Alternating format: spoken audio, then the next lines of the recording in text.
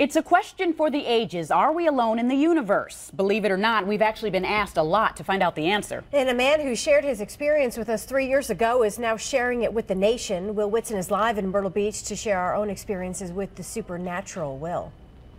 Well, we get a lot of calls to investigate stories, guys, and sometimes those stories, well, they happen up there.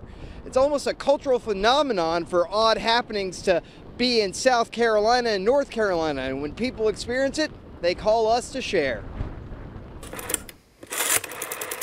We're taking phone calls, we're answering emails, looking at Facebook. Any type of concern the community has, we like to answer them as well. Sometimes those concerns deal with something literally out of this world. All the tourists are in town, they got their cameras, they're seeing these lights out over the ocean, and it just sort of, can grow to be something pretty big. I've seen some of the orange lights that people call in and claim that they have video of. No, not that kind. Something more like this. Local business owner and pilot Gary Travis shot video of it 3 years ago. Our interview with him went viral online, and now he's being featured on a National Science Channel program. I'm not going to be a guy that tells you I think they're alien spacecraft, and I don't have any kind of proof of that.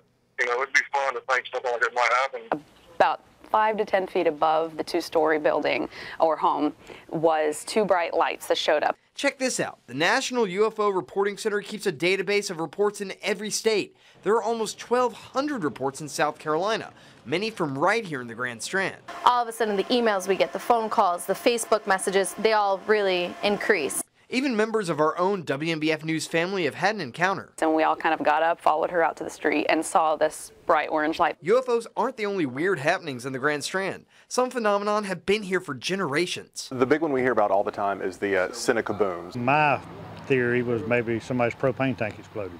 If you search hard enough, you may find a logical explanation. Probably the most common thing that we see around here is what's called chaff, which is basically little bits of metal particles that military aircraft drop. But after an encounter, you may want to believe there's something bigger out there. The universe is remarkable and it's infinite. Maybe we'll see a little sighting here over Myrtle Beach, over the Atlantic, and we'll be able to be live local late breaking on the scene then too.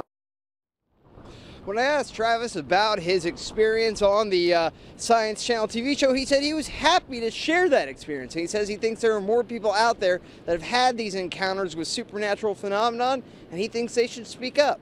Live in Myrtle Beach, Will Whitson, WNBF News.